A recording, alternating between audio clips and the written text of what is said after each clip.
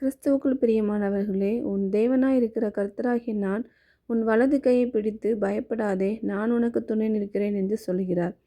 ஆமாம் பிரியமானவர்களே, நம் நிறைய காரியங்களுக்கு ஒரு வேளை பயந்து கொண்டிருக்கலாம். இன்று காலை வேளையிலே ஐயோ அடுத்து நடக்கப் போவது என்ன செய்யலாம், என்ன பண்ண வேண்டும் என்று கூட உங்களுக்குள்ளே நீங்கள் தியங்கி கலங்கி கொண்டிருக்கலாம். பிரியமானவர்களே, பயப்படாதீங்கள். நம்மளுடைய தேவனாகிய கர்த்தர் சொல்லுகிற வசனமாவது, பயப்படாதே நான் உனக்கு துணை நிற்கிறேன். நம்மளுடைய வலது கையை பிடிச்சு ஒரு மனுஷன் சொல்லும்போதே நம்ம எவ்வளோ தைரியமாக இருப்போம்.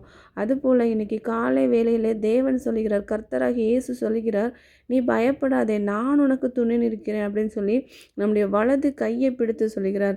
நீங்கள் இந்த காலை வேளையிலே தேவனாகிய கர்த்தரை நம்மளுடைய வலது கை பிடித்திருக்கிறார் என்ற விசுவாசத்தோடு பயப்படாமல் நீங்கள் என்ன காரியத்தை எதிர்கொண்டு செய்ய வேண்டுமோ அந்த காரியங்களை நினைத்து நீங்கள் கலங்காமல் தவிக்காமல் பயப்படாமல் இருந்து அந்த காரியத்தை நீங்கள் செய்யும்போது தேவன் உங்கள் கையை பிடித்து இருக்கிறார் என்ப உணர்வோடு ஒரு விசுவாசத்தோடு நீங்கள் உங்களுடைய காரியங்களை செய்யும்போது அது வெற்றிகரமாக இருக்கும்.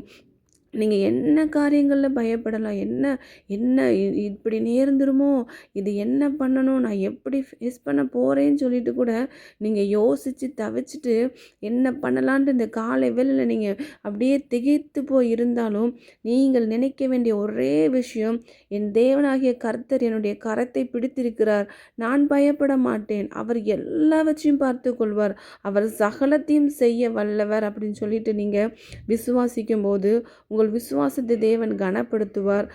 பிரியமானவர்களே, அவர் நம்மளை ஒருபோதும் கைவிட மாட்டார்.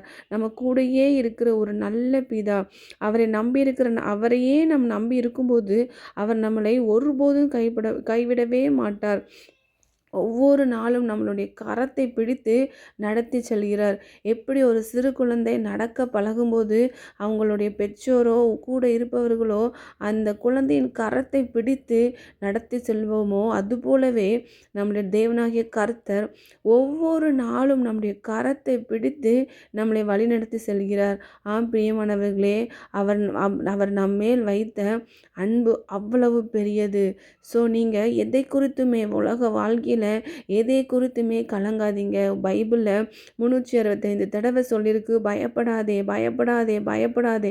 ஆனாலும் நமக்குள்ள ஒவ்வொரு நாளும் நம்முடைய வாழ்க்கையை குறித்தோ நம்மளுடைய எதிர்காலத்தை குறித்தோ நாம் பயந்து கொண்டே இருக்கிறோம். அது நமக்கு தேவையில்லாத பயம். பயத்தை கொண்டு வருவது சத்ருவானவன். பயத்தை கொண்டு வந்து நம்மை அப்படியே சிறைப்பிடித்து விடுவான். அதனால் என்றைக்குமே நாம் பயப்படாதபடி ஆண்டவருக்குள்ள விசுவாசத்தோடு தைரியமாக இருப்போம். நாம் ஒரு வெற்றியான வாழ்க்கையை வாழும். பிரியமானவர்களே, நேசிக்கிற நல்ல பிதாவே, இந்த காலை வேலைக்காக அப்பா நன்றியோடு துதிக்கிறோம் சோஸ்தரிக்கிறோம்ப்பா. அப்பா, வாழ்க்கையில் இருக்கிற எல்லா பயங்களையும் அப்பா எடுத்து போடுங்கப்பா.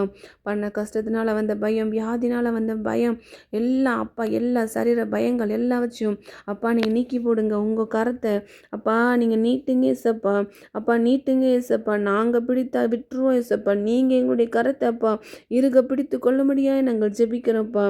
வாழ்க்கையில் இருக்கிற அப்பா எல்லா பயத்தையும் நீக்கி போடுங்க அப்பா. வல கரத்தினால எங்களை தாங்குங்கப்பா.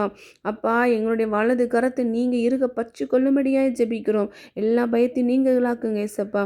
இயேசு கிறிஸ்து மூலம் வேண்டிக் கொள்கிறேன் நல்ல பிதாவே, ஆமென்.